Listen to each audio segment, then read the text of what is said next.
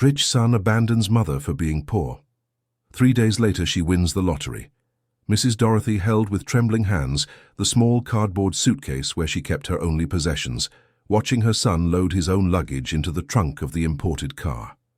At 70 years old, she had raised Mitchell alone, washing clothes for others and cleaning family homes so he could study and graduate in business administration. "Mom, I've explained it several times. Jennifer doesn't feel comfortable coming to this old house," said Mitchell, adjusting his tie knot without looking at her. "And frankly, I can't stand this life of poverty you insist on living anymore." "But son, this is our home. Here you grew up, here you had your first communion, here you studied for your college entrance exams." Dorothy tried to keep her voice steady, but tears were already beginning to well up. "That's exactly why I want to forget this place." Mitchell slammed the trunk shut. "You need to understand that I have a social standing now. I have a company, I have employees who respect what I've achieved. I can't keep visiting this place that reminds me of where I came from." The red dirt road stretched out before the small house of exposed bricks, the same road where Dorothy had taught her son to ride a bike more than 3 decades ago. The hot wind of the Texas plains rustled the dry leaves of the cashew tree Mitchell used to climb as a child. "I'm not asking you to live here, son. I just wanted you to visit me once in a while like before." Dorothy wiped her face with her faded apron. "Since you married Jennifer, it's been almost a year since you've come to see me. It's just that you don't understand, Mom. Jennifer comes from a traditional family in Austin. Her father owns several businesses. They won't accept that I have a mother who lives in a little mud brick house in the middle of nowhere. But I work honestly, son. I've always worked. It was with that work that I managed to pay for your studies." Mitchell stopped arranging things and turned to her with an expression Dorothy had never seen before. The eyes that used to shine with affection when she prepared his favorite foods now showed only impatience and shame. "Mom, you need to be realistic. I'm 38. I own a construction company that earns millions a year. I can't keep coming here pretending we're a normal family. The difference between us is too great now." "Difference? What difference, Mitchell? I'm the same mother I've always been." "You're poor, Mom. And I'm not anymore. That's it." The words fell like bricks on Dorothy's chest. She held onto the wall of the house to keep from falling, feeling her legs weaken. In all the difficult years she had endured, raising her son alone after her husband abandoned them, she never imagined hearing those words come from the mouth of the child she loved so much. "Mitchell, are you serious about this?" "I am, Mom. You serious? And that's why I came here today. I need you to sell this house and go live in a nursing home. I've already talked to Jennifer, and we can pay the monthly fee for a decent place in Fort Worth." "A nursing home? Son, I'm only 70. I'm still healthy. I can still work. I can still take care of my home. But I can't stand knowing you're here, struggling, being the subject of malicious gossip in town. Just last week, one of my clients mentioned knowing a woman from the countryside who claimed to be my mother. I pretended I didn't know anything, but it was very embarrassing." Dorothy felt her heart breaking bit by bit. All those sleepless nights working to pay for textbooks, all those times she had eaten only beans and flour so he could have meat on his plate, all the tears shed when other parents criticized her simple clothes at school meetings, all of it seemed to have been for nothing. "Son, I never embarrassed you in any way. I always behaved properly when I went to pick you up from school. I always treated your friends kindly when they came here to play. But that was a long time ago, Mum. Things have changed. I have changed, and you need to accept that." Mitchell opened the car door and started the engine. The powerful roar contrasted with the silence that settled between them. Dorothy approached the driver's window, trying one last time to touch her son's heart. "Mitchell, I know you became different after you got rich. I know you have other responsibilities now, other commitments. But I am your mother. I'm not asking for your money. I'm not asking you to support me. I just want you to visit me, to call me once in a while, to let me be a grandmother to your children when they come." "Mom, you really don't understand, do you?" Mitchell put his arm out the window, but avoided looking directly at her. "I can't have children who one day ask why their grandmother lives in a house without even a bathroom inside. But there is a bathroom, son. You're the one who had it built 5 years ago, remember? When you still visited me and still cared about me." Oh, Mum, please. A bathroom built with cheap brick and no tiles doesn't count as a real bathroom. Dorothy took a deep breath and tried to maintain the dignity she had always preserved, even in the most difficult moments of her life. All right, son. If that's what you want, I will respect your decision. But I want you to know that I always loved you very much, whether you were rich or poor. To me, you were always the boy I rocked in my lap when you had a fever, the one I took to the doctor when you were sick, the one I taught to be an honest and hard-working man. And I am grateful for all of that, Mom. But gratitude doesn't mean I have to carry the weight of the past forever. You'll be fine at the nursing home. You'll have other people your age to talk to. You'll have nurses if you need anything. And you? Will you visit me at the nursing home? Mitchell hesitated for a moment before answering. I'll try, Mom. When I can, I'll stop by. Liar, Dorothy said softly, more to herself than to him. What? Nothing, son. You can go. I'll think about your proposal. There's nothing to think about, Mom. I've already arranged everything. I'll send a realtor here tomorrow to appraise the house. In 2 weeks, I want you to be settled in the nursing home. And if I don't want to sell? You will want to, because if you don't sell, I will never come back here, and you will never hear from me again. The ultimatum hung in the air like a heavy threat. Dorothy looked at the son she had raised and could not recognize him in the man in the purple suit before her. Where was the boy who cried when she cut herself in the kitchen? Where was the young man who promised to take care of her when he was old and successful? All right, Mitchell, I'll sell the house. Great, I knew you'd understand. Mitchell put the car in motion, raising a cloud of red dust.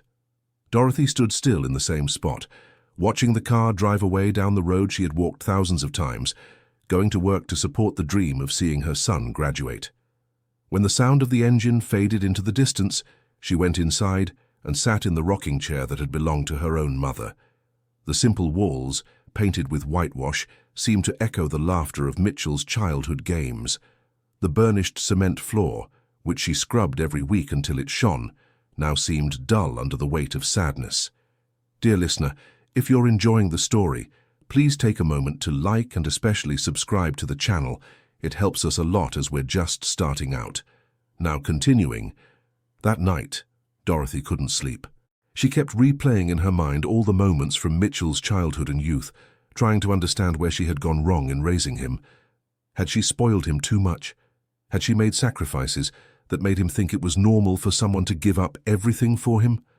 The next morning, Mrs. Helen, her neighbor of 40 years, came over for breakfast as she always did.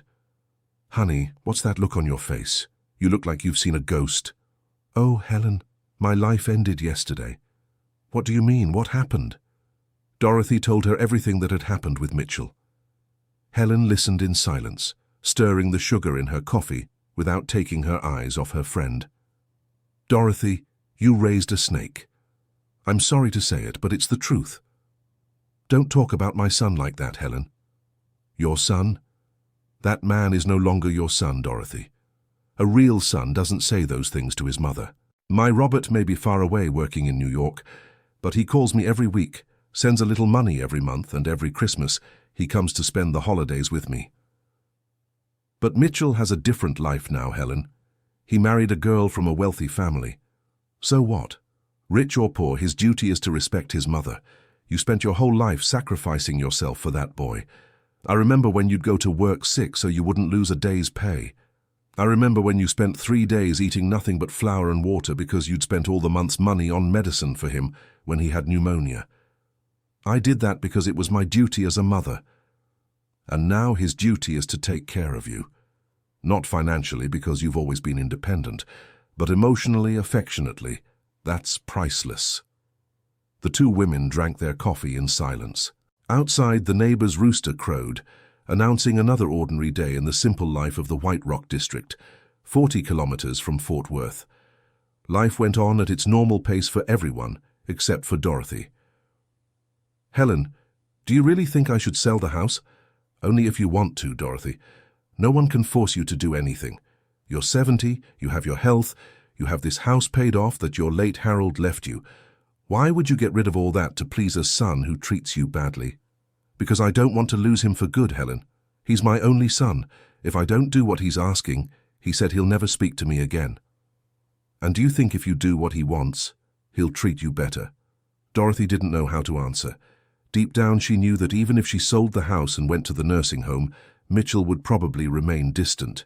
The shame he felt for her wouldn't go away just because she was institutionalized. That same day at lunchtime, a man in a suit showed up asking for her. He was the real estate agent Mitchell had sent to appraise the property. "Are you Mrs. Dorothy Ann Mitchell?" "That's me. My name is Anthony. I'm a real estate agent. Your son hired me to appraise your house." Dorothy invited the man in. Anthony walked through the small living room, observing every detail, jotting down measurements on a clipboard, tapping the walls to test the solidity of the construction. "How many bedrooms does the house have, Mrs. Dorothy?" "2 bedrooms, a living room, a kitchen, and a bathroom." "And how big is the lot?" 1,000 square meters. There's an artesian well in the back and a good area for planting." Anthony continued his notes. After half an hour of evaluating everything, he sat down with Dorothy on the porch. "Mrs. Dorothy, I'll be frank with you. This property here isn't worth much on the real estate market." "What do you mean?" "Well, the house is old. It needs a lot of repairs. The roof is a bit compromised. The flooring is very simple. There are no modern finishes. And the location, being out here in the country, doesn't help the price either. But it's an honest house that's never given any trouble. The roof may be old, but it's never leaked. The flooring may be simple, but it's always been well cared for." "I understand, ma'am, but the market today is looking for other things. At most, I can sell it for about $15,000. $15,000, that's all. That's what it's worth, Mrs. Dorothy. I can even try to get a little more, but I can't promise anything." When Anthony left, Dorothy sat back down in the rocking chair. $15,000. It was exactly the amount Mitchell would spend on a weekend in Austin with his wife. An entire lifetime of work and sacrifice summed up to $15,000. That afternoon, she decided to walk to Mr. A. Joe's general store to buy a few things and think the situation over better. The store was about half a mile from the house, and the walk always helped clear her head. "Mrs. Dorothy, how are you? It's been a while since you've been here." Mr. Joe was a 60-year-old man who knew her whole life story. "I'm a bit confused, Mr. Joe. Mitchell wants me to sell the house and go live in a nursing home." "Mitchell? That boy you raised? The one who became a businessman?" "That's the one." "But why does he want that? Are you sick?" "No, Mr. Joe. He said he's ashamed of me for being poor." Mr. Joe stopped organizing the products on the shelf and looked at Dorothy with indignation. "What a shameless boy. Sorry for speaking like this, Mrs. Dorothy, but that boy has forgotten where he came from. I remember when he'd come here asking for credit because you didn't have money for school supplies. He's changed a lot, Mr. Joe. He got rich and now he thinks differently. Rich in money but poor in character. You shouldn't do what he wants. This house here is your whole life." Dorothy bought what she needed and returned home with an even heavier heart. Every person she spoke to advised her not to sell the house, but none of them understood the fear she felt of losing her son forever. On Monday, she decided to call Mitchell to try and talk one more time. "Hello, Mitchell." "Hi, Mom. Have you decided about the house?" "Son, I wanted to talk about this some more. Couldn't you reconsider? I promise I won't bother you. I won't show up at your company. I won't call Jennifer." "Mom, we've already talked about this. My decision is made." "Did the realtor appraise the house?" "Yes, he said it's worth $15,000. $15,000, that's all?" "That's what he said." "Well, it's better than nothing. With $15,000 we can pay for about 10 months at the nursing home. Then we'll figure it out." "Then we'll figure it out?" "Mitchell, you're talking about your mother's life." "Mom, I have to go. I'm in an important meeting. Think carefully about my proposal." The call ended abruptly. Dorothy stared at the old telephone, one of those with a rotary dial, that Mitchell had given her as a gift on her 60th birthday. At the time, he had said he wanted her to be able to call him whenever she missed him. Now, 8 years later, that same phone had become an instrument of sadness. That day, Dorothy decided to do something she hadn't done in a long time. She went to visit her husband's grave. Harold had died 15 years ago, when Mitchell was finishing college. He had always been an honest and hard-working man who died of a heart attack after a lifetime of carrying heavy loads at the Fort Worth market. The cemetery was at the entrance to the town, a simple but well-kept place. Harold's grave had a simple headstone with his name, the dates of birth and death, and the phrase, "dedicated husband and father." Dorothy had personally chosen every word. "Harold, my dear, I'm in a difficult situation here." She spoke to the grave as if her husband could hear her. "Mitchell wants me to sell the house and go live in a nursing home. He said he's ashamed of me for being poor." The wind swayed the dried flowers she had brought. Dorothy wiped the headstone with her blouse sleeve and kept talking. "You always said money doesn't change people's character. It just reveals who they really are. I think you were right, old man.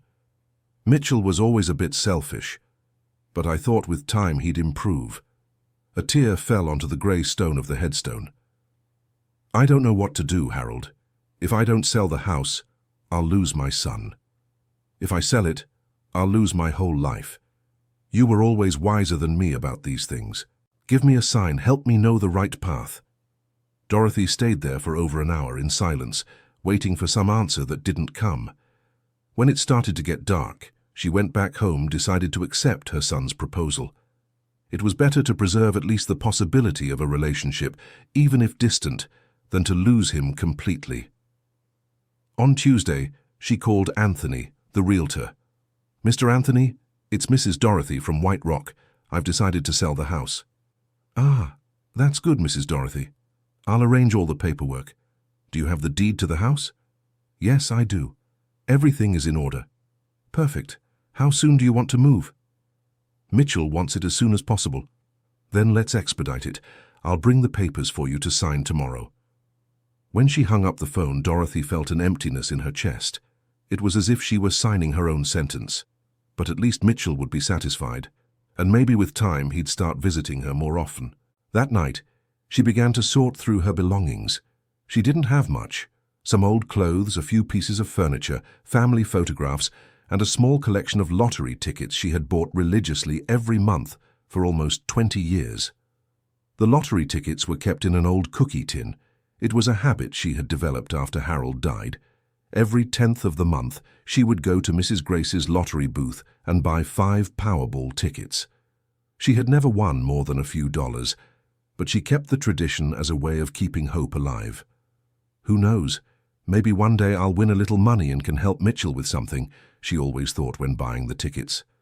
Now, looking at the collection of accumulated tickets, she laughed sadly at the irony. If she won the lottery now, it would be too late to impress Mitchell. He had already made it clear that the problem wasn't financial, but the social difference that existed between them.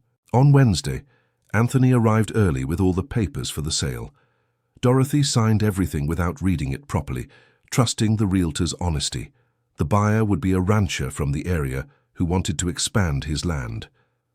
"Mrs. Dorothy, the money will be available on Friday. You'll be able to withdraw it all at the bank in Fort Worth." "All right, Mr. Anthony. And the nursing home? Do you know anything about that?" "Your son asked me to look into it. I found a decent place right here in Fort Worth. It's called Golden Years Residence. It's a bit expensive, but it has good facilities." "How much is the monthly fee?" $1,500 a month. Dorothy did the math in her head. With $15,000, she could pay for 10 months. After that, she'd be dependent on Mitchell's goodwill to stay there. Another form of dependence she had avoided her whole life. That same day, she called Mitchell to tell him she had signed the sale papers. "That's good, Mom. I knew you'd make the right decision." "Mitchell, about the nursing home. $1,500 a month is a lot of money. With the $15,000 from the house, I can only pay for 10 months. Don't worry about that now, Mom. We'll figure it out later." "But I wanted to be sure you'll be able to help me with the monthly fee after the money runs out." "Of course, Mom. Naturally, I'll help." But something in Mitchell's tone didn't convince Dorothy completely. She knew her son too well not to notice when he was being evasive. On Thursday, Mrs. Helen helped Dorothy pack her things. It was impressive how 70 years of life fit into so few boxes. "Dorothy, you can change your mind up until the last minute, you know. No one is forcing you to do this. Helen, if I don't do it, I'll lose my son forever. At least this way I still have a chance to win back his love." "Win back? Dorothy, you never lost that boy's love." He's the one who chose to throw away the love you always gave him." The two friends cried together as they packed the family photographs. There were pictures of Mitchell as a baby, a child, a teenager, at graduation. In all of them, Dorothy appeared smiling proudly beside her son. The unconditional love that had always existed between them was evident. "Look at this photo here, Dorothy." Helen showed a photograph of Mitchell at 12, hugging his mother in front of the house. "Look how he hugged you. That boy loved you so much." "He did, Helen. That's in the past." On Friday morning, Dorothy woke up early to go to Fort Worth to receive the money from the sale and see the nursing home. Mrs. Helen offered to go with her.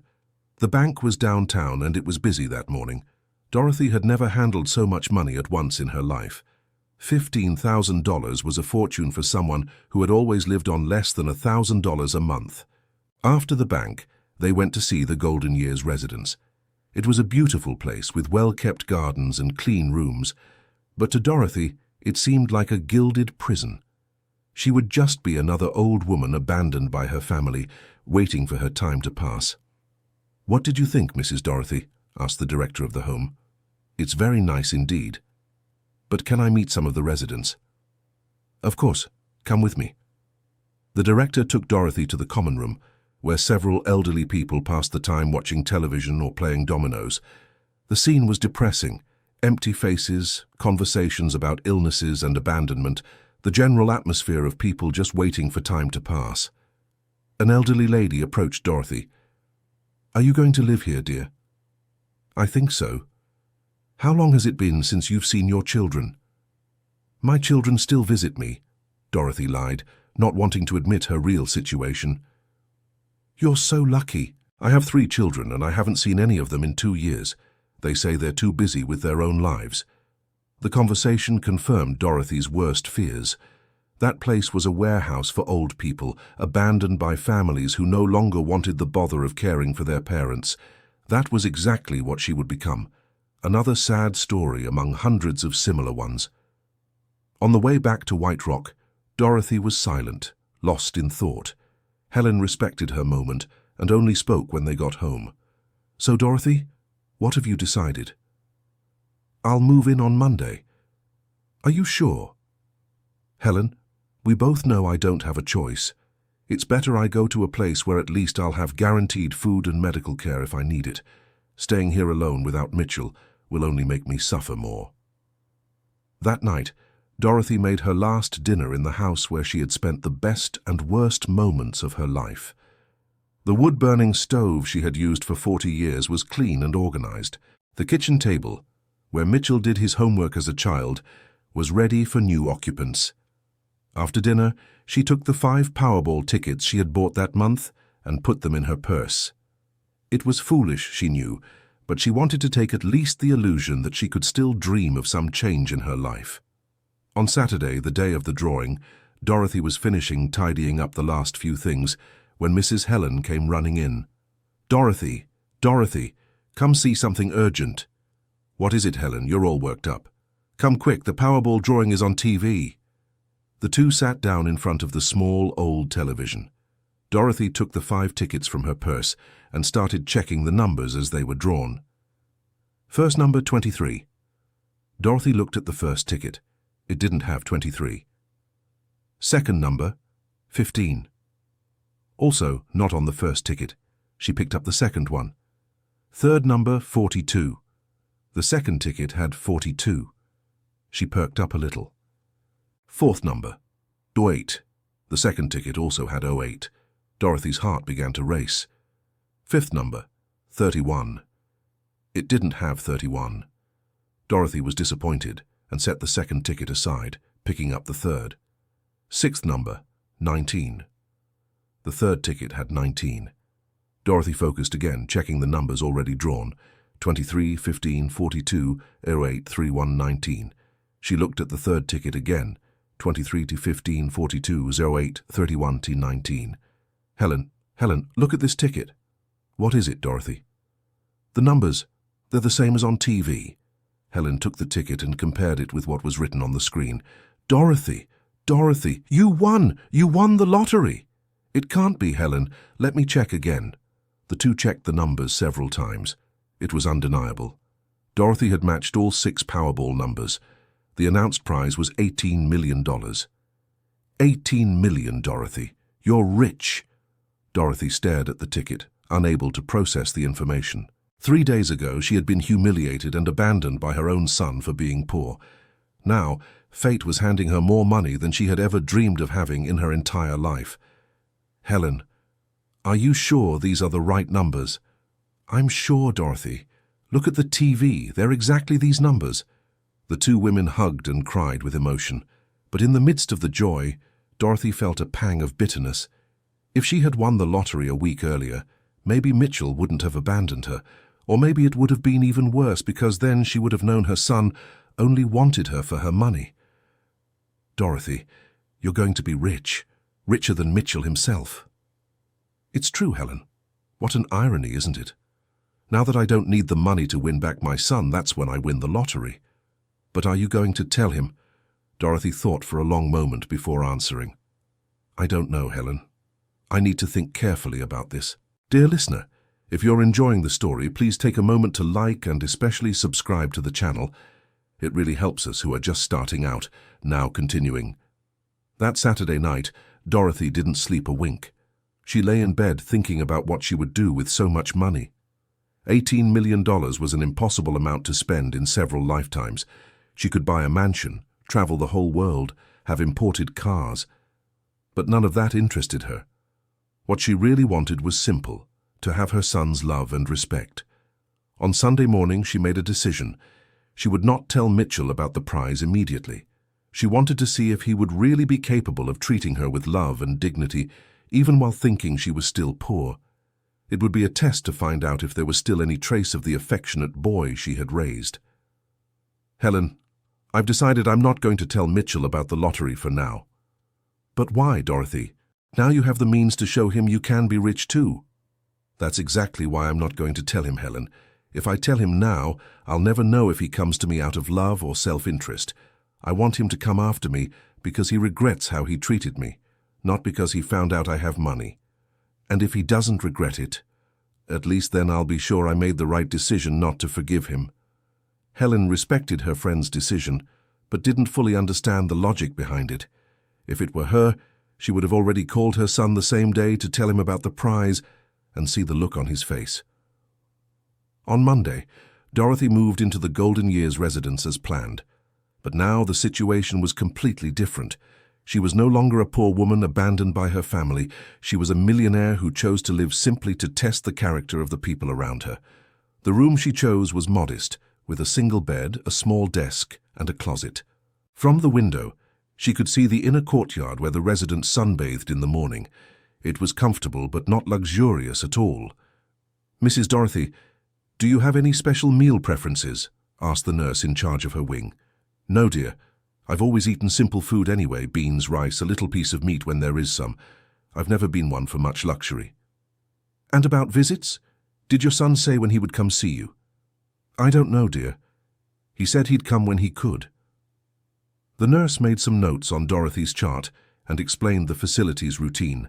Breakfast at 7, lunch at noon, dinner at 6. Recreational activities on Tuesdays and Thursdays, a doctor on call every day. Everything very organized and impersonal. During the first few days at the home, Dorothy sadly observed the routine of the other residents. Most spent the day sitting in front of the television, waiting for visits that rarely came. Conversations revolved around illnesses, medications, and laments about children who no longer called. Mrs. Margaret, a 75-year-old lady, was the one who got closest to Dorothy. Dear, how long has it been since you've seen your son? It's been a week since he brought me here. He said he'd come visit me soon. Only a week. Then it's still the beginning. I've been here 6 months and my daughter has only come to see me twice. The last time she stayed 15 minutes and said she was in a hurry because she was traveling to Disney World with the grandchildren. Disney World, that's nice for them. Nice for them, bad for me. 15 years ago I took care of those grandchildren when they were little. Now that they've grown up, they don't even remember Grandma anymore. The stories Dorothy heard were all similar. Successful children who put their elderly parents in homes to avoid the trouble of caring for them at home. It was a pattern that repeated regardless of social class. Rich or poor, the result was the same: abandonment and loneliness in old age. On Thursday, Dorothy received a phone call from Mitchell. "Hi, Mom. How is it at the home?" "It's different, son. Lots of people, lots of talk. I'm trying to get used to it." "I'm glad you're adjusting. I was thinking of stopping by this weekend to see how you're doing." "That would be very nice, Mitchell. It's been a while since we've talked properly." "That's true. Then it's settled. I'll come by Saturday afternoon." "Will you bring Jennifer to meet me?" "Oh, Mom, Jennifer is traveling for work. Maybe next time." Dorothy knew it was a lie, but didn't say anything. At least Mitchell was keeping his promise to visit her, even if he was alone. On Saturday, she felt anxious waiting for her son's visit. She put on her best clothes, a blue blouse she had received as a gift the previous Christmas, and sat in the visiting room since lunch. Mitchell arrived at 3 in the afternoon, driving the same imported car as always. Dorothy saw him through the window and felt her heart race. It had been over a week since she'd seen him, and despite everything that had happened, she still missed him. "Hi, Mom, how are you?" "Well, son, I'm glad you came." They sat at a table in the visiting room. Mitchell looked around, observing the other residents and their families. The atmosphere was heavy, filled with whispered conversations and held-back tears. "So, Mom, are you liking it here?" "It's different from my home, but it's been good to meet new people." "That's great. I told you you'd adapt well." "Mitchell, about the monthly fee here. The money from the house will only last about 10 months. After that, I'm going to need your help." "Of course, Mom. We'll talk about it when the time comes." Again, that evasive answer that didn't reassure Dorothy. She decided to be more direct. "Son, I need to be sure you'll be able to help me with the monthly fee. $1,500 a month is a lot of money for someone with no income." "Mom, I have a business. I have employees to pay. It's not that simple to come up with $1,500 every month." "You're right, son. $1,500 is a lot. Maybe I could look for a cheaper place." "No, Mom, it's good here. Let's see how things unfold." The conversation lasted about an hour. Mitchell was visibly uncomfortable and impatient. He kept looking at his watch and gave short answers to Dorothy's questions. It was clear he was there out of obligation, not by his own will. "Well, Mom, I need to go. I have some things to take care of today still."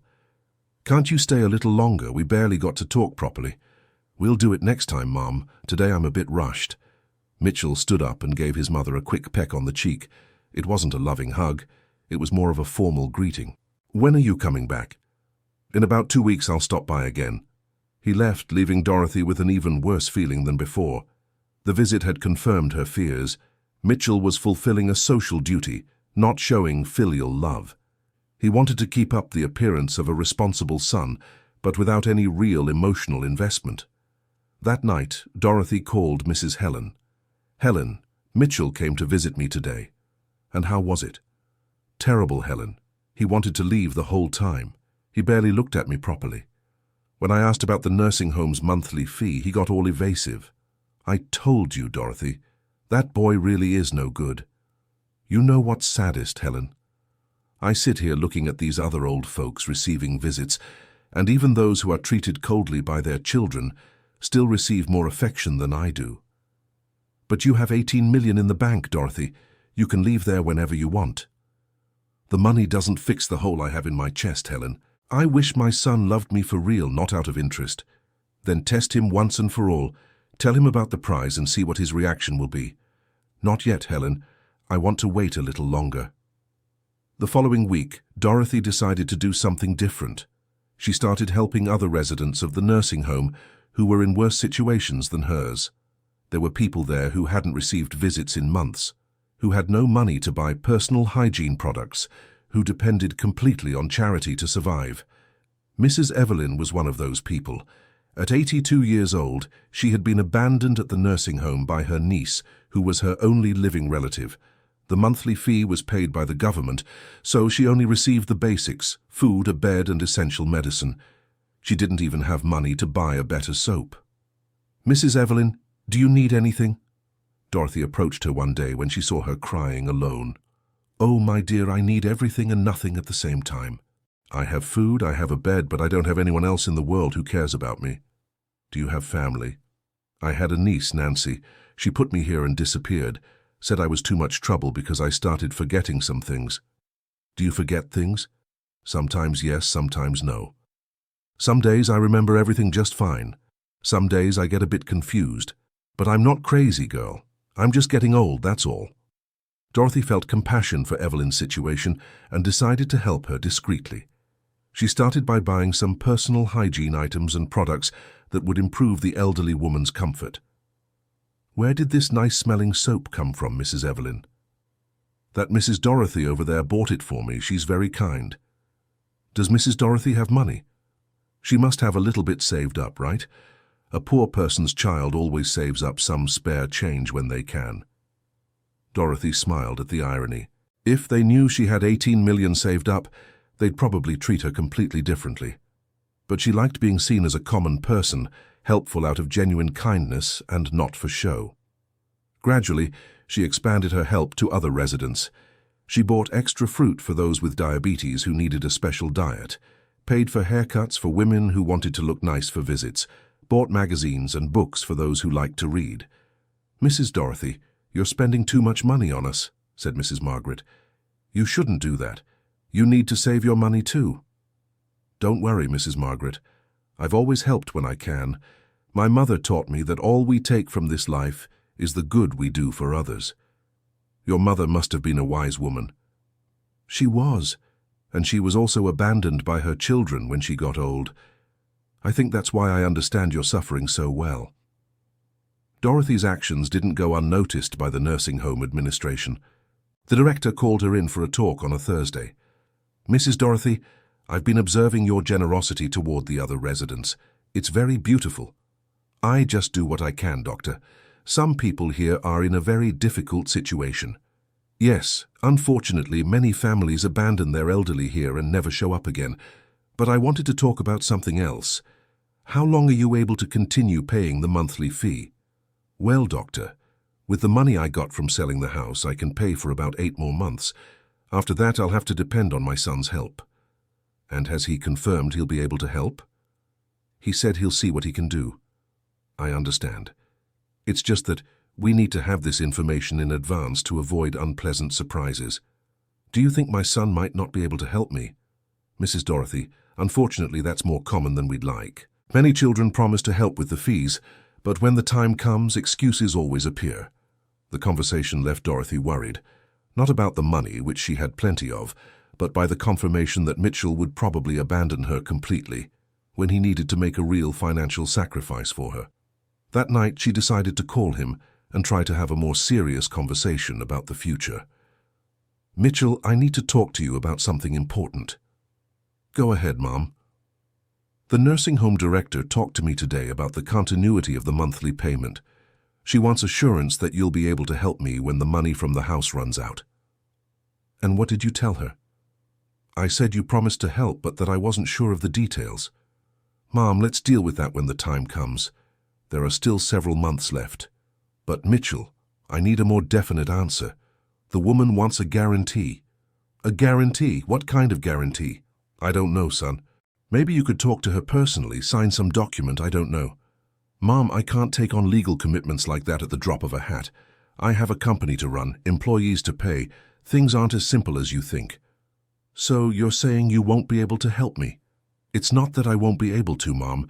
It's that I can't guarantee anything so far in advance. A lot can change in 8 months. Dorothy felt her heart tighten. It was the confirmation of what she already suspected.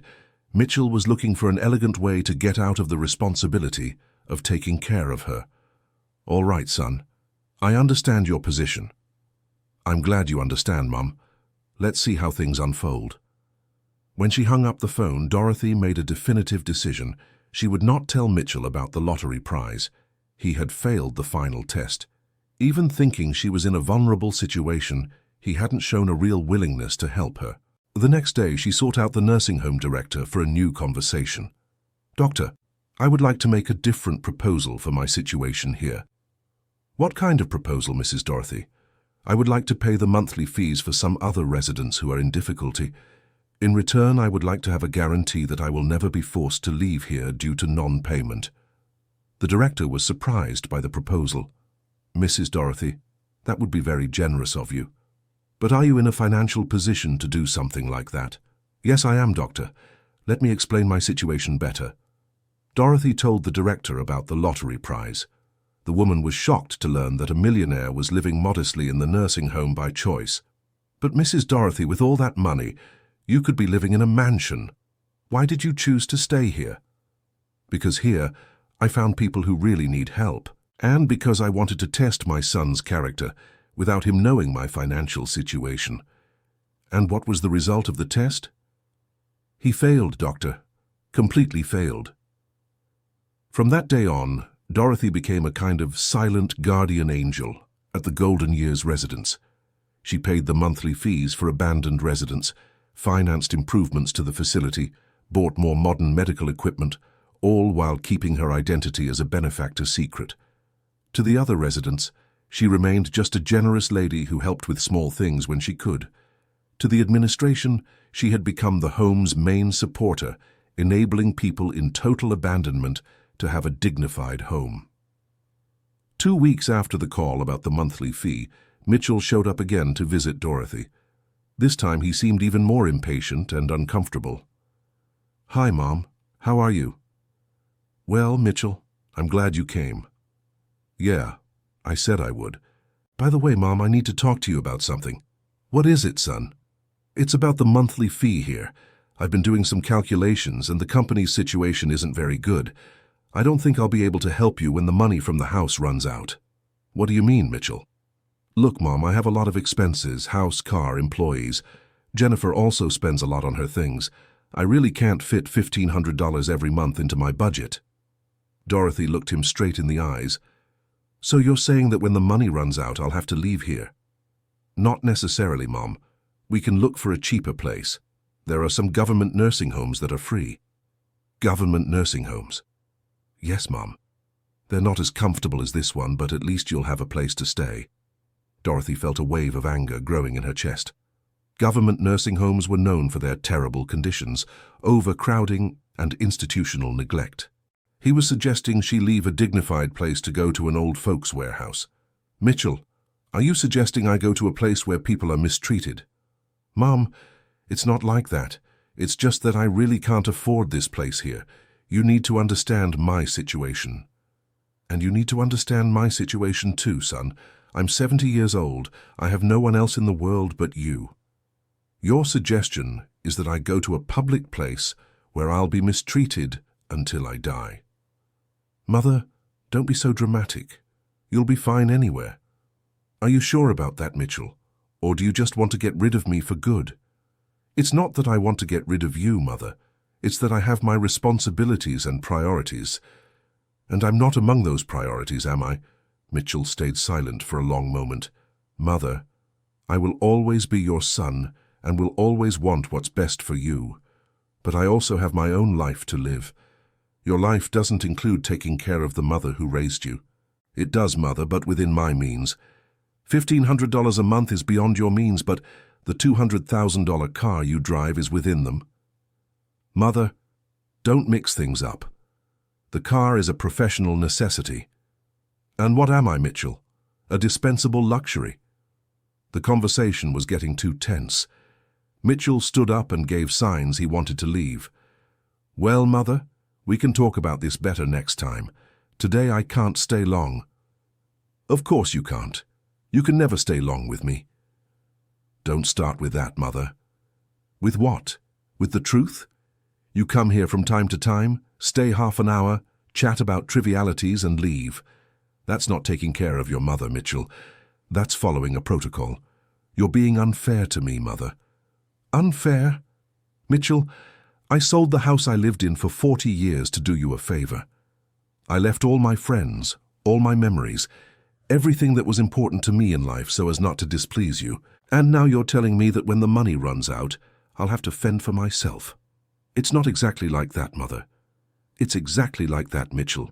You want me to disappear from your life so you no longer have the bother of pretending to care about me." Mitchell sighed deeply. "All right, Mother. I'll see what I can do about the monthly payment, but I don't promise anything. Don't promise anything. That phrase sums up our relationship right now. He left, leaving Dorothy even more hurt and disappointed. Now she was absolutely certain she had made the right choice in not revealing the lottery prize. Mitchell had shown exactly who he was, a selfish man who only cared about himself and his social image. That night, Dorothy called Mrs. Helen and told her about the visit. "Helen, I think the time has come to make a definitive decision about Mitchell." "What decision, Dorothy?" "I'm going to make it clear to him that I don't need him for anything anymore. And I will never tell him about the lottery prize. But Dorothy, he is your son. Even if he's ungrateful, he's still your son." "A real son doesn't say the things he said to me today, Helen. A real son doesn't suggest his mother go to a public nursing home just so he can save money." "And what are you going to do?" "I'm going to live my life, Helen. I'm going to use this money to help people who really need it, people who treat me with affection and respect. I'm going to do good without expecting anything in return, because that's how my mother taught me." "Are you sure this is what you want?" "I'm sure, Helen." Mitchell made his choice. Now I'm making mine. Dear listener, if you're enjoying the story, please take a moment to like and especially subscribe to the channel. It helps us a lot who are just starting out. Now continuing. From that day on, Dorothy began to dedicate herself fully to the project of improving the lives of the abandoned residents of the nursing home. She spoke with the director about creating a more elaborate program of activities, with craft classes, movie screenings, musical gatherings, and trips to interesting places in the city. "Mrs. Dorothy, all these activities will cost a lot of money," said the director. "Don't worry about that, Doctor. I have sufficient resources to fund all of this and much more. Are you sure you won't compromise your own financial situation?" "I am absolutely sure. In fact, spending this money with you all here, I am fulfilling a dream I never thought would be possible." "What dream, Mrs. Dorothy?" "The dream of being useful, of making a difference in people's lives, of knowing that my existence in this world had a greater purpose than just surviving." The renovations and improvements began immediately. Dorothy hired craft teachers to teach crochet, embroidery, and painting. She bought a used piano and paid for music lessons for those interested. She organized movie screenings with old films that stirred nostalgia in the residents. Mrs. Evelyn was one of those who benefited most from the changes. "Mrs. Dorothy, I don't know how to thank you for everything you've done for us here." "There's no need to thank me, Mrs. Evelyn. You all have given me a family I no longer had." "A family?" "Yes. You treat me with affection, worry about me when I'm sad, celebrate with me when I'm happy. That's more than my own son does for me." "Doesn't your son come to visit you?" "He does, but out of obligation. You all are with me by choice." The transformation of the Golden Years residence was remarkable. What was once a melancholic and lifeless place became a vibrant community where elderly people rediscovered joy and purpose. News of the improvements spread through the city, and the residents began receiving visits from students, volunteers, and even journalists interested in telling the story of renewal. One day, a reporter from the local television station showed up to do a story on the transformations. "Do you know who is responsible for all these improvements?" he asked the residents. "It's Mrs. Dorothy," replied Mrs. Margaret. "She appeared here as an ordinary person, but she has a huge heart. We don't know where she gets so much money to help us, but we've never seen anyone so generous." "Is Mrs. Dorothy available for an interview?" "Oh, she's a bit shy about these things. Prefers to stay behind the scenes doing good without fanfare." Dorothy had specifically asked for her identity as the benefactor not to be revealed publicly. She wanted to continue being seen only as a common resident who helped as she could. But the television story eventually reached Mitchell's ears. An employee at his company mentioned seeing a report about a residence in Fort Worth that was being transformed by a mysterious benefactor. Mitchell didn't pay much attention at the moment, but a week later he received a phone call that would change everything. "Hello, Mitchell. This is Anthony, the realtor who sold your mother's house." "Hi, Anthony. What's up?" "Listen, I saw something very strange here and wanted to tell you." "What is it?" "Do you remember your mother bought a lottery ticket every month?" "Yes, I remember." A silly habit she had. Right. I was at Mrs. Grace's lottery outlet yesterday, and she told me that in the last drawing your mother participated in, someone from White Rock won the Powerball. Really? And what does that have to do with my mother? Well, Mrs. Grace remembers selling the winning ticket to a lady who always bought the same numbers. She thought it was strange the person hasn't come forward yet to claim the prize. How much was the prize? 18 million, Mitchell. 18 million? You're joking with me. I am not. And Mrs. Grace is almost certain it was your mother who bought the winning ticket. Mitchell fell silent for a long moment, processing the information. Anthony, are you sure about this? I don't have absolute certainty, but all the evidence points to it. Your mother always bought on the same date, always the same numbers. And in the last month she lived here, someone from here won the grand prize. And why didn't she tell me anything? That's a good question, my friend. If it were me, I would have spread the news to the whole world already. When Mitchell hung up the phone, he felt a mix of shock, anger, and regret. If the information were true, he had abandoned and humiliated a millionaire mother. Worse than that, she had kept the prize a secret, which meant she knew exactly what he was capable of doing if he discovered the money. Immediately, he called Dorothy. Hello, Mom. Mitchell? What a surprise. How are you? I'm fine, Mom. Listen, I need to ask you a very important question. Go ahead, son. Did you win the lottery recently? Dorothy was silent for a few seconds. Why are you asking that? Because I received information that someone from White Rock won the Powerball in the last drawing you participated in. And what if I did win? What's the problem? What do you mean, what's the problem, Mom? If you won 18 million and didn't tell me, of course I want to know the reason. You know the reason very well, Mitchell. What reason? You abandoned me because I was poor. If I had told you about the money that day, you would know if you were coming back to me for love or for interest. Mom, that's not fair. You put me in an embarrassing situation. Embarrassing? Mitchell, embarrassing was the way you treated me when you thought I had no money. But Mom, if you had 18 million, why didn't you tell me? Why did you let things get to this point? Exactly to find out who you really are, Mitchell. And I found out. Found out what?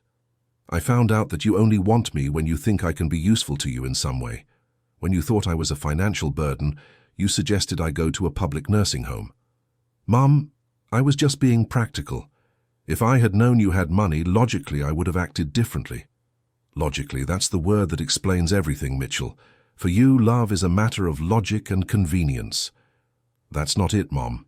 It's just that the situation was different. The situation was different. Mitchell, I am still the same person.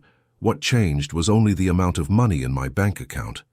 Mom, you're being very hard on me. Anyone in my situation would have acted the same way. Anyone selfish and self-serving, Mitchell. A person with solid character and values would take care of their mother regardless of the financial situation. The conversation was becoming even more tense than the previous ones.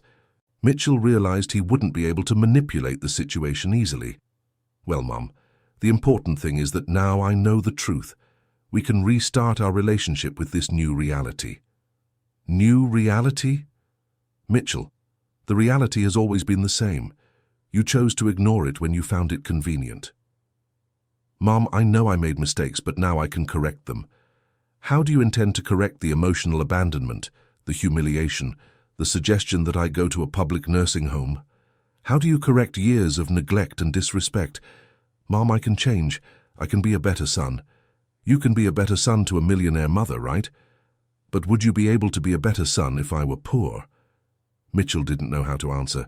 Mom, can I come there tomorrow so we can talk in person? You can come, Mitchell, but come prepared to hear some truths you won't like. The next day, Mitchell arrived at the nursing home mid-morning. This time he was more observant and noticed details that had gone unnoticed before. The place was clearly better equipped, with new furniture, modern televisions, a piano in the living room, and a series of improvements that certainly cost a lot of money. Good morning, Mum. Good morning, Mitchell. Let's go to a more private place where we can talk. Dorothy led him to a small garden in the back of the residence, where they had recently built a gazebo with comfortable benches. It was a beautiful and peaceful spot, perfect for a serious conversation. "Mum, I want to start by apologizing for my behavior." "Apologies for what specific behavior, Mitchell? You've hurt me in so many different ways that I need to know exactly what you're apologizing for. For suggesting you sell the house, for saying I was ashamed of your financial situation, for suggesting the public facility when I found out I couldn't afford this place. And why do you think you acted that way? Because I was stressed about my own financial problems, and I ended up taking it out on you." "Financial problems? Mitchell, you drive a $200,000 car and live in a mansion. What kind of financial problems are those?" "Mom, maintaining a high standard of living is expensive. I have a lot of responsibilities." "I see.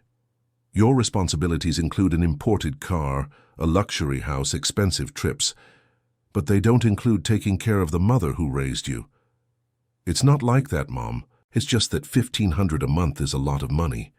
For someone who spends $5,000 in a weekend, $1,500 is a lot of money." "How do you know how much I spend on weekends?" "Because I know you, Mitchell. I know how you live. I know what your priorities are, and I've never been among them." Mitchell was uncomfortable with the accuracy of Dorothy's observations. "Mom, I want to change that. I want you to leave here and go live in a nice house with all the comfort you deserve." "Why should I leave here?"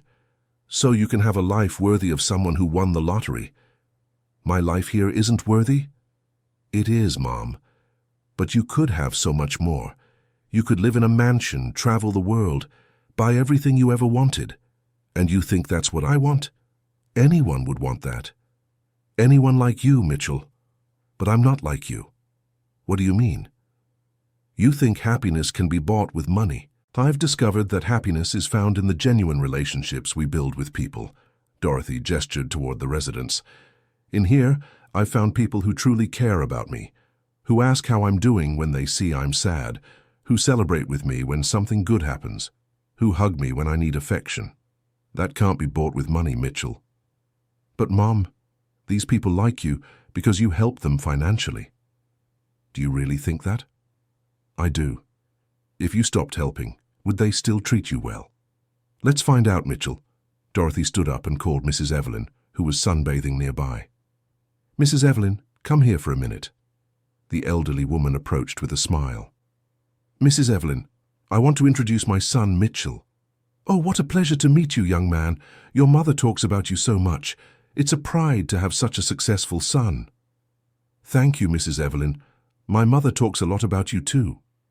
"Mrs. Evelyn," said Dorothy, "I want to tell you something. I won a big lottery prize, $18 million, and I've been using that money to help you all here at the residence." Mrs. Evelyn was stunned. "$18 million? Good heavens! Mrs. Dorothy, you're a millionaire and I never knew." "Now that you know, Mrs. Evelyn, will you treat me differently?" "Differently how, dear?" "I don't know. With more respect, more affection, more attention." "Mrs. Dorothy, are you joking with me? I like you because you have a good heart, not because you have money. If you were the poorest person in the world, I'd still like you the same way." "Even if I stopped helping financially here?" "Mrs. Dorothy, the financial help is wonderful, and it changed our lives here. But what I like most about you is how you listen to me when I'm sad, how you hug me when I'm alone, how you worry about me when I'm sick. That's priceless." Mitchell observed the conversation in silence, embarrassed by the lesson in humanity he was receiving. "Thank you, Mrs. Evelyn. You can go back to your sunbathing." When they were alone again, Dorothy looked at Mitchell. "See the difference, son." "What difference?" "Mrs. Evelyn likes me for who I am, not for what I have. You only started being interested in me again after you found out about the money." "That's not fair, Mom. I've always cared about you." "You cared so much that you suggested I go to a public nursing home when you thought you couldn't afford to keep me here." "I was being practical, Mom." "You were being selfish, Mitchell, and the difference is huge." The conversation was interrupted by the arrival of the nursing home director. "Mrs. Dorothy, sorry to interrupt, but I need to speak with you about the new expansion project." "Of course, Doctor. This is my son, Mitchell." "Nice to meet you, Mitchell. Your mother is an extraordinary person. We've never seen such a big transformation in a nursing home as the one she brought about here." "Transformation?" "Yes. She funded renovations, hired teachers, bought equipment. This place became a model for senior care thanks to her generosity. My mother did all that. She did, and without seeking the spotlight, without wanting public recognition, a truly big-hearted person. When the director walked away, Mitchell looked at Dorothy with a surprised expression. "Mom, how much money did you spend here?" "I don't know exactly. Maybe 2 or 3 million. 2 or 3 million? Mom, that's a lot of money. What am I going to do with 18 million for, Mitchell? Buy 3 cars instead of 1? Live in a house with 10 bedrooms instead of 5? Travel the whole world twice instead of once? But Mom, that money secures your future." "My future is secure, Mitchell. I know I'll live the rest of my days surrounded by people who truly love me." "These people here aren't your family, Mom." "Yes, they are, Mitchell. They are the family I chose after my biological family abandoned me." "I didn't abandon you, Mum." "No? Then what do you call what you did to me? You said you were ashamed of me. You forced me to sell my house. You put me in a nursing home and said that when the money ran out, I'd have to fend for myself. I was trying to find a practical solution for our situation." "Our situation?" "Mitchell, you created the situation. I was living happily in my house, taking care of my things, bothering nobody. You decided my life didn't meet your social standards. Mum, I admit I was wrong, but now I want to make things right." "How?" "I want you to leave here and go live in a nice house. I want to introduce you to Jennifer. I want you two to be friends. I want you to be a grandmother to our children when they come." "Now, you want all that?" "Yes, Mom." "And what changed, Mitchell? I'm still the same person I was a month ago when you said you were ashamed of me. What changed is that I understood I was wrong." "Understood or found out I have money?" "Both, Mom. At least you're being honest. But I have a question for you. If I hadn't won the lottery, would you have changed your attitude toward me?" Mitchell hesitated before answering. "I don't know, Mom. Maybe yes, maybe no." "Maybe no, Mitchell. And that's why I'm not leaving here." "What do you mean?" "I'm going to keep living here. I'm going to keep helping these people. I'm going to keep living simply." "But Mom, that doesn't make sense. You could have a life of luxury."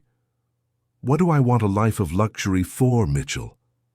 "To impress people like you who only care about appearances." "That's not it, Mom." "Yes, it is, Mitchell. You rejected me when you thought I was poor.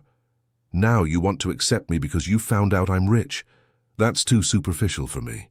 What about our relationship? Don't you want to have a normal relationship with me?" "Normal? What is normal for you, Mitchell? Visiting me once a month for 15 minutes? Calling me once in a while to ask if I'm alive? That's normal? I can change, Mom. I can be a better son." "Can you really? Or are you just saying that because you now know I have money?" "Mom, I swear I can change." "All right, Mitchell. I'll give you a chance to prove that to me." "Really? How?" "You will continue to think I'm poor. I'll pretend I didn't win the lottery, and you will demonstrate if you can be a loving son to a mother who needs financial help." "What do you mean?" "I'm going to test you, Mitchell. If you can treat me with love and respect while believing I'm dependent on you, then I'll believe your change is real." "But, Mom, I already know about the money. How can I pretend I don't?" "It's simple. You will act as if I'm the same poor woman you abandoned. If you can love me under those conditions, then I'll know your love is true." Mitchell was clearly uncomfortable with the proposal. "Mom, that's not fair. It's a trap." "Why is it a trap? You said you want to correct your mistakes and be a better son. This is your opportunity to prove it." "But it's embarrassing for me to know you have money and pretend I don't." "More embarrassing than suggesting your mother go to a public nursing home." Mitchell didn't know how to respond. "Okay, Mom, I accept the challenge." "Great, but there are some rules." "What rules?" "First rule, you will visit me every week, not when you feel like it. Second rule, you will bring Jennifer to meet me, even thinking I'm poor. Third rule, you will take over the monthly payment here when the money from the house runs out, without complaining and without suggesting cheaper alternatives." "Mom, those rules are very difficult." "They are exactly the things a loving son would do naturally, Mitchell. If they're difficult for you, it's because you are not a loving son. That's not it, Mom. It's that you're putting me in an artificial situation. Artificial? Mitchell, caring for your elderly mother is artificial. Visiting her regularly is artificial. Treating family with respect is artificial. When you put it that way, no. So do you accept the challenge or not? Mitchell thought for a few minutes. I accept, Mom. But for how long? 6 months. If in 6 months you can follow these basic rules of family life, I'll tell you the whole truth and we'll restart our relationship. And if I can't? Then you prove you only want me for my money, and I'll go on with my life without you. Mom, that's very drastic. More drastic than abandoning me at 70? Okay, I accept. The two got up and walked back inside the residence. Dorothy was emotionally exhausted, but determined to give one last chance to recover the son she had raised. Mitchell was confused and insecure, but knew he had no alternative if he wanted to maintain some kind of relationship with his mother. Mitchell, before you leave, I want you to meet some people here. Okay, Mom. Dorothy took him to the living room, where several residents were doing craft activities. Everyone, I want to introduce my son, Mitchell. Ah, the famous Mitchell, said Mrs. Margaret. Mrs. Dorothy talks about you so much. How proud to have a successful businessman's son. Thank you, Mrs. Margaret. Mitchell, this is Mrs. Margaret, who has a daughter living in New York and only comes to visit her twice a year. It's true, young man. My daughter is always too busy to remember her mother. Your mother is lucky to have a present son like you. Mitchell was embarrassed by the comment, knowing that he himself wasn't exactly a present son. And this is Mr. John, who has 3 sons, but none of them have visited him in over a year. It's true, son. I raised 3 boys working from sunup to sundown, and now that I'm old and sick, not one of them shows up here. Appreciate your mother, you hear? You only get one mother. The introductions continued, and each story of family abandonment that Mitchell heard made him feel worse about his own conduct. He realized his situation wasn't unique. There was an epidemic of children abandoning their elderly parents for different reasons. When it was time to leave, Mitchell hugged Dorothy more affectionately than he had in years. Mom, I'm going to keep my promise. I hope so, Mitchell. I hope so. Can I bring Jennifer next week to meet you? Of course, son. It will be a pleasure to meet my daughter-in-law. Mitchell left with conflicting feelings. On one hand, he was relieved to know his mother was rich and didn't need his financial help. On the other hand, he was uncomfortable with the test he had been put through. But he knew he had no choice. Either prove he was capable of loving his mother regardless of her financial situation, or lose her forever. The following Monday, he called Dorothy. Hi, Mom. How was your weekend? Good, son. I took part in the activities here, chatted with friends, did some reading. And you? I talked with Jennifer about meeting you. She was excited about the idea. Dorothy was surprised. It was the first time in years that Mitchell had shown real interest in including her in his family life. Really? She wants to meet me? Yes, Mom. I told her I treated you poorly recently and that I want to make it right. She said she always wanted to meet you, but I never made the opportunity. And why did you never make the opportunity, Mitchell? Because I was wrong, Mom. I was ashamed of something I shouldn't have been ashamed of. What should you have been ashamed of then? Of my behavior toward you, of how I treated the person who sacrificed the most for me in my life. Dorothy was moved by the answer. It was the first time in a long while she had heard Mitchell acknowledge her sacrifices and show some genuine remorse. Mitchell, are you serious about this? I am, Mom. I've been thinking a lot about our conversation on Saturday, and I realized I've become a person I don't even recognize. What do you mean? I remember when I was a kid and I was proud to have a hard-working and dedicated mother. I remember bringing my friends home and being happy when you made that delicious snack for everyone. When did I start being ashamed of that? When you started caring more about what others thought of you than about your own values, Mitchell. That's true, Mom. I lost my way. But it's never too late to find your way back, son. Do you think I still have a chance to be a better person? I do, Mitchell, but it will depend on your actions from now on. So can I bring Patricia there on Saturday? Of course, it will be a joy to meet her. During the week, Mitchell talked with Jennifer about the visit to the nursing home. It was the most honest conversation they had had about his family since their marriage. Jennifer, I need to confess something to you. What is it, Mitchell? I treated my mother very badly lately. I said horrible things to her. I forced her to sell the house and come live in a nursing home. Why did you do that? Because I was ashamed of her social standing. I thought a poor and simple woman would hurt my image. Mitchell, that's terrible. How could you be ashamed of your own mother? I know it's terrible, Jennifer, and now I want to make things right. Did your mother forgive you? She gave me a chance to prove I can be a better son, but it's a second chance, not automatic forgiveness. And do you think you deserve this second chance? I don't know if I deserve it, but I'll do everything to earn it. Jennifer was impressed by her husband's honesty. She had always sensed something was off in his relationship with his family, but she never imagined it was so serious. Mitchell, I've always wanted to meet your mother. I always thought it was strange you never took me to visit her. You won't feel awkward visiting a nursing home. It's a very different environment from what you're used to. Mitchell, do you think I'm that shallow of a person? No, Jennifer, I'm sorry. It's just that I feel insecure about all of this.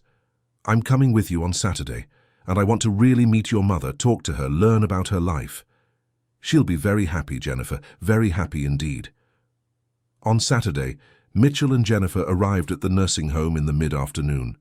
Dorothy was waiting in the visiting room, wearing her best dress and visibly anxious to meet her daughter-in-law. Mom, this is Jennifer, my wife. Jennifer, this is my mother, Dorothy. It's a pleasure to meet you, Mrs. Dorothy. I'm finally going to meet you. The pleasure is all mine, my dear. What a joy to meet you. The two women hugged warmly, and Dorothy was surprised by Jennifer's spontaneity and affection. Mrs. Dorothy, I'm sorry it took so long to come meet you. Mitchell always made excuses not to bring me here. Don't worry about that, my dear. What matters is that you came now. They sat at a table in the visiting room, and Jennifer immediately began asking questions about Dorothy's life. Mrs. Dorothy, Mitchell told me you raised him alone. It must have been very difficult. It was, my dear, but it was also very rewarding. Seeing him graduate, get a good job, build a family, that was always my dream. And have you always lived in White Rock? Always, Jennifer. I was born there, got married there, raised my son there. It was my whole life. It must have been sad to leave there to come live here. Dorothy looked at Mitchell before answering. It was, my dear. But sometimes life forces us to make changes we don't want. Mitchell told me he didn't behave well in that situation. He is very sorry. Is he really? Dorothy looked directly at her son. I am, Mom. Very sorry. And what do you intend to do to improve our relationship? I want to visit you every week. I want you to get to know Jennifer better. I want you to be a grandmother to our children when they come. Are you planning to have children? We are, Mrs. Dorothy, replied Jennifer, and I would really like you to be a present grandmother in their lives. That would be the greatest dream of my life, my dear. The conversation flowed naturally for almost 2 hours. Jennifer showed herself to be genuinely interested in Dorothy's life, asking about her childhood, her work, her memories of raising Mitchell. Dorothy was delighted with her daughter-in-law and surprised that she was so different from what she had imagined. Mrs. Dorothy, may I ask a personal question? Of course, my dear. Do you feel lonely here at the nursing home? No, Jennifer. There are many good people here, lots of interesting conversation. Of course I miss my little house, my neighbors, my routine, but I'm adapting well. And about money? Do you need anything? I saw this place is expensive. Mitchell grew tense at his wife's question. Jennifer, I've already talked with my mother about that, he said quickly. It's just that I want to help too, Mitchell. Mrs. Dorothy is my mother-in-law. She's part of our family. What a dear daughter you are, Jennifer, said Dorothy. But don't worry about money. Mitchell has already committed to helping me when I need it. Committed how? He said that when the money from the house sale runs out, he'll pay the monthly fee here. Of course we'll pay, Mrs. Dorothy, said Jennifer immediately. You don't need to worry about that. Ricardo was surprised by his wife's automatic decision. Jennifer, it's a lot of money. $1,500 a month. So what, Mitchell? Mrs. Dorothy is your mother. If you don't have the courage to take care of her, I do. Dorothy was moved by Jennifer's attitude. It was evident the young woman had a generous heart and solid values. "Jennifer, are you sure about this? I don't want to cause problems in your marriage." "Mrs. Dorothy, a problem in the marriage would be leaving you helpless. You raised my husband, made him the man he is today. It's our duty to take care of you." When they left, Dorothy kept thinking about the conversation they'd had. Jennifer had shown herself to be very different from the self-interested, superficial woman she had imagined. In fact, her daughter-in-law had demonstrated more character and generosity than Mitchell himself. On Sunday, Mitchell called to thank her for the affectionate way Dorothy had received Jennifer. "Mum, thank you for being so kind to Jennifer yesterday." "No need to thank me, Mitchell. She's a lovely girl." "You really liked her?" "I liked her very much, son. She's affectionate, interested, generous. You were lucky to find a wife like that." "It's true, Mom. Jennifer is a special person." "And you, Mitchell? Are you managing to keep your promises?" "How so?" "You said you'd visit me every week, that you'd take on the costs of the residence. Are you really prepared for that?" "Yes, I am, Mom. Actually, about the money, Jennifer insisted we start paying as soon as next month." "Even though you still have the money from the house?" "She said you shouldn't spend your savings on this, that it's our duty to take care of you." Dorothy was even more impressed with Jennifer. The young woman was demonstrating values that Mitchell himself had lost along the way. "Your wife has a very good heart, Mitchell." "She does, Mom, and she made me realize how wrong I was about you." "How so?" "Yesterday, on the way back home, she told me she always dreamed of having a mother-in-law as caring as you. She said she was upset when she found out I was preventing us from spending time together." "And what did you say to her?" "That I was afraid she wouldn't accept our social differences. But she told me social differences don't matter when there's love and respect." "Your wife is wise, Mitchell." "She is, Mom, and now I understand that the one who had problems with our social differences was me, not her." From that week on, Mitchell began to keep his promise to visit Dorothy regularly. Every Saturday he would show up at the residence, sometimes alone, sometimes with Jennifer. The visits became increasingly natural and affectionate. Dorothy watched with satisfaction the gradual changes in her son's behavior. He wasn't just following a protocol, he was genuinely taking an interest in her life, asking about her health, about her friends at the residence, about her needs. "Mom, do you need anything? Clothes, medicine, toiletries?" "I don't need anything, Mitchell, thank you for asking." "Is the food here good?" "Yes, son, they take very good care of the meals." "And the other residents, are you making friends?" "Yes, I am. There are very interesting people here, people with a lot of life experience, many stories to tell." "That's good, Mom. I'm happy to know you're not feeling lonely." During these conversations, Mitchell began to rediscover aspects of his mother's personality that he had forgotten or ignored. He realized she was an intelligent, observant woman, full of wisdom accumulated over 70 years of life. She wasn't just a poor soul who needed help. She was an interesting and complex person. "Mom, have you always been so observant?" "What do you mean, Mitchell? You talk about the people here with such insight, as if you understand each one's personality." "Son, when you live a long time and go through a lot, you learn to understand people. Everyone here has a story, has reasons for being here, has feelings about life. And you don't resent being here?" "Mitchell, resentment is a feeling that only hurts the one who feels it. I prefer to accept my reality and make the best of it. Even when that reality was imposed by someone else. Even then, son, we can't control what others do to us, but we can control how we react to what they do." Mitchell was impressed by his mother's emotional maturity. He himself didn't have that ability to accept adversity without bitterness. After 2 months of regular visits, Dorothy began to notice that Mitchell was truly changing. He was no longer that arrogant and ashamed man who had suggested the public nursing home. He was someone who was gradually reconnecting with his family values and feelings. "Jennifer, can I talk to you about something?" Dorothy asked one afternoon when her daughter-in-law came to visit her alone.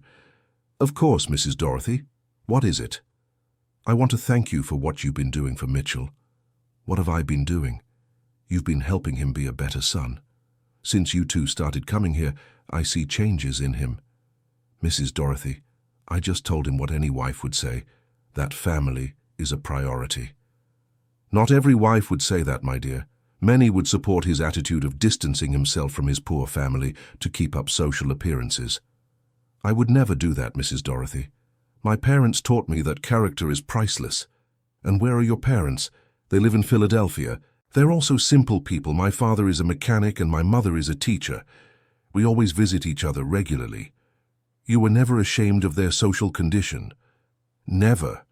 Mrs. Dorothy, my parents gave me an education, values, love. Why would I be ashamed of that? That's what I've always thought, Jennifer. But Mitchell thought differently. Mitchell was confused, Mrs. Dorothy. He let himself be carried away by social pressure and forgot where he came from. But deep down, he's still the boy you raised. Do you really think so? I'm sure. In the last few weeks, he's changed completely. He speaks of you with affection, worries about your well-being, gets anxious to come visit you. The Mitchell I married is coming back. Dorothy was moved by her daughter-in-law's words. It was good to know that the changes in Mitchell's behavior were noticed at home too. In the 3rd month of regular visits, an episode occurred that truly tested Mitchell's commitment to his new attitude. Dorothy pretended to feel sick during a visit, simulating a high blood pressure crisis. "Oh my God, I'm feeling very unwell," she said, putting her hand on her chest and making a pained face. "What is it, Mum? What are you feeling?" "My heart is racing. I'm dizzy." Mitchell immediately stood up and called a nurse. "Please, come see my mother. She's feeling sick." The nurse, who was in on the simulation, pretended to examine Dorothy and said it was necessary to take her to the hospital for some tests. "It could be some cardiac complication. It's better not to risk it." "Then let's go to the hospital right now," said Mitchell, without hesitation. "Son, it's going to be very expensive. Maybe it's better to wait until Monday and go to the clinic." "Mom, are you kidding? Health is priceless. We're going to the best hospital in town." Mitchell picked Dorothy up in his arms and carried her to the car. The entire way to the hospital, he held her hand and reassured her. "Calm down, Mom. Everything will be okay. I'll take care of everything." At the most expensive private hospital in Fort Worth, Mitchell paid for all the tests without questioning the prices. He stayed by his mother's side throughout the entire process, showing a genuine concern she hadn't seen in years. "Doctor, how is she?" he asked when the physician came out of the examination room. "It was nothing serious. Probably just a bit of stress or fatigue. But everything is normal." "Are you sure? Don't you want to run a few more tests to be absolutely certain?" "Mitchell," said Dorothy, "this is enough. It was just a scare. Mum, when it comes to your health, I don't cut corners. If the doctor thinks more tests are necessary, we'll do them." On the way back to the residence, Dorothy was moved by her son's attitude. He had reacted exactly as she would expect a caring son to react. "Mitchell, thank you for taking such good care of me today." "Mum, you don't need to thank me. It's my duty. But you spent so much money on the tests." "So what? Mum, if I need to, I'll spend everything I have to take care of your health, even though I'm poor and dependent on you." "Mum, you are not poor and dependent. You are my mother. You are the most important person in my life." At that moment, Dorothy knew Mitchell had passed the ultimate test. His concern had been genuine, the care had been spontaneous, the financial investment had been made without hesitation. It was the behavior she had always expected from him. That night, she called Mrs. Helen to tell her about the episode. "Helen, I think Mitchell has really changed." "Really, Dorothy? What happened?" "Today, I pretended to feel sick to test him, and he reacted exactly as a caring son should react." "Did you tell him about the lottery money?" "Not yet, Helen. There are still about 3 months left to complete the 6 months I proposed." "But are you already sure he's changed?" "Yes, I am. For the past few weeks he has been the son I always dreamed of having, caring, attentive, responsible. But what if it's just a phase, Dorothy? What if when you tell him about the money, he goes back to how he was before? If that happens, Helen, at least I will have had a few months of the company of the son I raised. It will have been worth it." In the 4th month, Mitchell surprised Dorothy with an unexpected proposal. "Mom, Jennifer and I have been talking about something." "What is it, Mitchell?" We wanted to invite you to spend Christmas at our house." "At your house?" "Yes, Mom. We want you to have Christmas dinner with us. We can pick you up on Christmas Eve and bring you back on the 26th. Dorothy was moved. It had been years since she spent Christmas with family. "Are you sure about this? You won't be embarrassed by having a simple old woman at your party?" "Mom, please don't talk like that. You are our family. Your presence will make our Christmas much more special." "What about Jennifer's family? Will they be there?" "Yes, Mom. Her parents and siblings, and they are eager to meet you." "Mitchell, but they are upper-class people. They'll be embarrassed by me." "Mom, Jennifer's family is as simple as we are. Her father is a mechanic, remember? They will love to meet you." Dorothy accepted the invitation with joy. It was confirmation that Mitchell was no longer ashamed of her. If he was willing to introduce her to his wife's family, it meant he accepted her completely as she was. Christmas 2025 was the happiest Dorothy had experienced in many years. Mitchell's house was decorated with simplicity and good taste, and Jennifer's family welcomed her with genuine affection. During dinner, everyone made a point to include her in the conversations and to listen to her stories. "Mrs. Dorothy," said Jennifer's father, "you must be proud of the son you raised. Mitchell is a man of character." "Thank you, Mr. Joseph. He really has become a good man. And you, how are you adjusting to the residence?" "Well, Mr. Joseph, of course it's different from living in your own home, but it's a dignified place." "And about the future? Do you intend to keep living there?" Dorothy looked at Mitchell before answering. "For now, yes. I'm getting used to the routine there." "If you need anything, you can count on us," said Jennifer's mother. "Now you're part of our family too." During the party, Dorothy watched Mitchell interacting with everyone.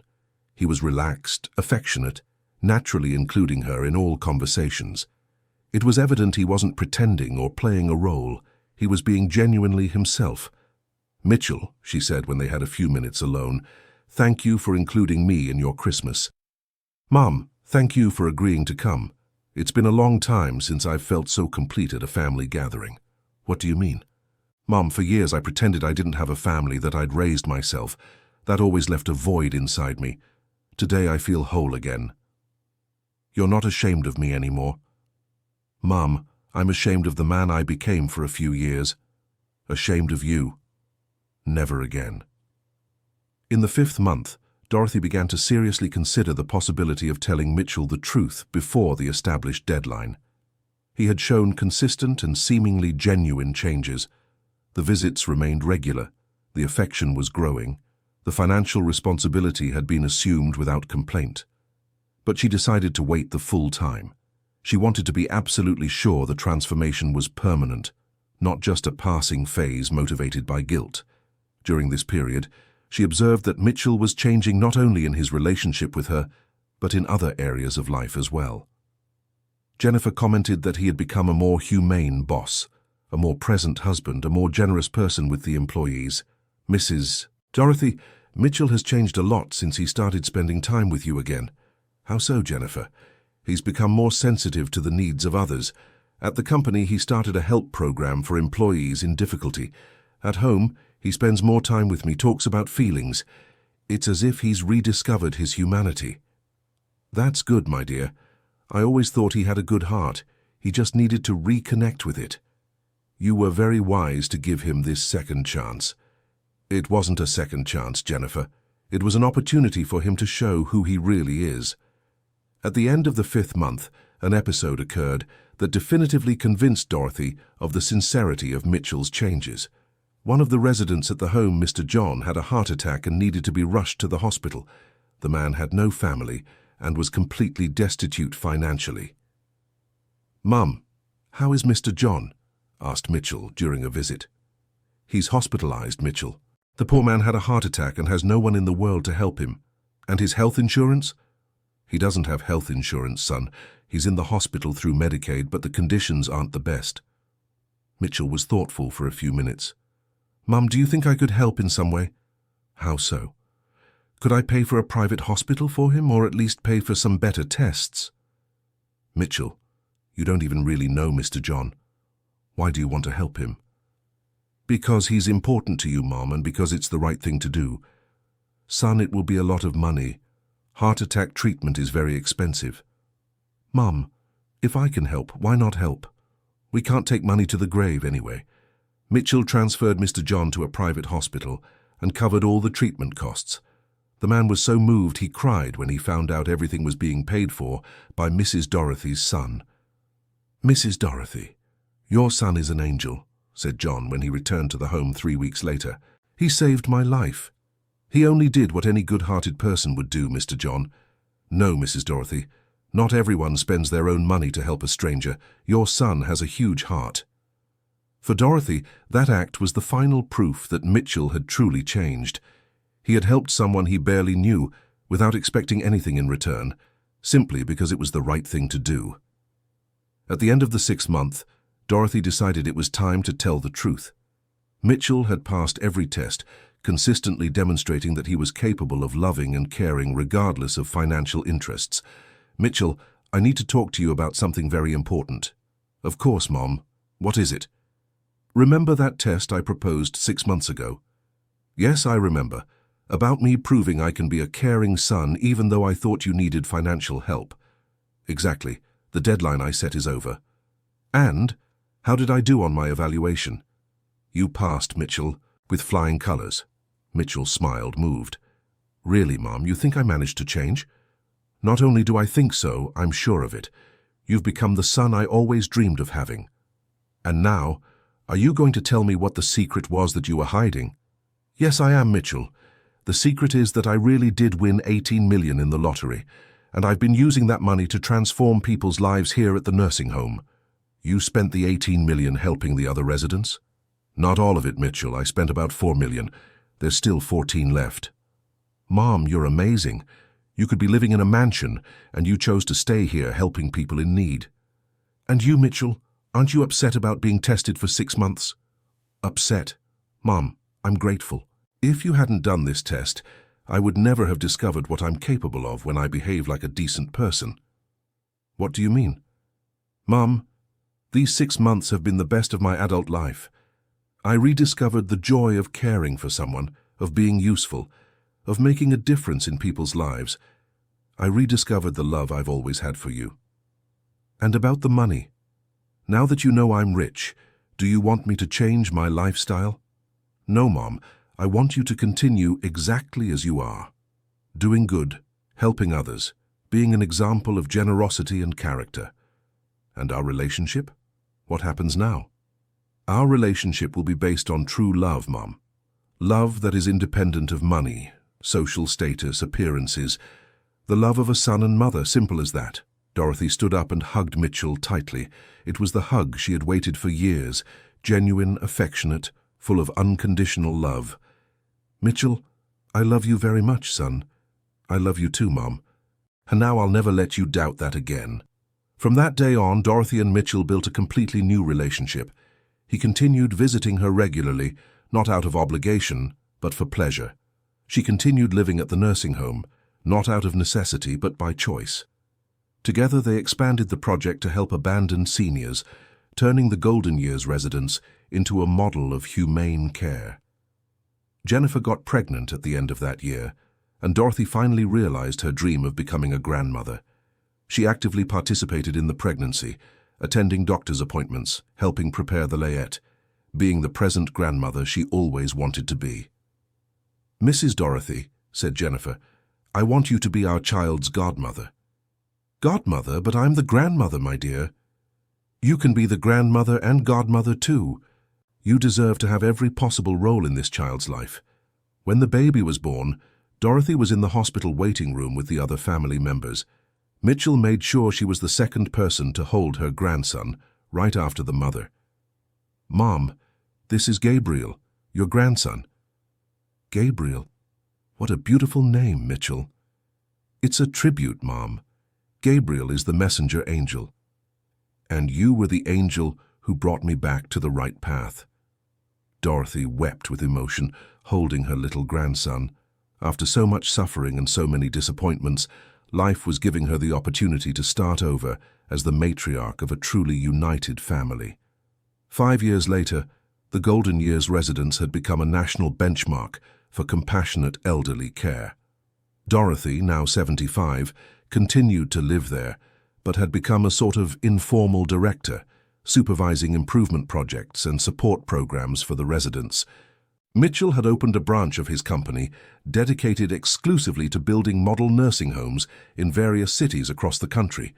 His financial success was now aligned with his human values. "Mom, can I ask a question?" "Of course, Mitchell. Do you regret anything in this whole story? Do I regret not telling you about the money sooner? Is that what you want to know?" "Yes, Mom. I don't regret it one bit, Mitchell. If I had told you earlier, you would have changed out of self-interest, as I hoped you changed out of love." "And me, Mom, can I ask something?" "Go ahead. Why do you still live here? Now that our relationship is good, you could live in a nice house, close to us." "Because this is my home now, Mitchell. These people are my chosen family, and because I discovered that my mission in life is to care for those in need." "You are wise, Mom." "I'm not wise, Mitchell. I just learned that happiness isn't in what we receive, but in what we give. And here I can give a lot of love to many people who need it." Dorothy spent the last years of her life exactly as she had chosen, surrounded by people who sincerely loved her, making a difference in the lives of others, being a present grandmother and a caring son. She had transformed abandonment and humiliation into opportunities to build genuine relationships and leave a legacy of love and generosity. The lottery money, which could have been a source of discord and self-interest, ended up being the instrument to reveal the true character of the people around her. Dorothy discovered that Jennifer was a wonderful daughter-in-law, that Mrs. Helen was a loyal friend, that the nursing home residents were a family of the heart, and that Mitchell, despite having lost his way for a few years, was still the good-hearted boy she had raised. End of story. And you? What did you think of this story of overcoming and love? Do you think Dorothy made the right decision by testing Mitchell? Tell us in the comments which part moved you the most. If this story touched your heart, don't forget to leave your like and subscribe to the channel so you don't miss other inspiring stories like this one.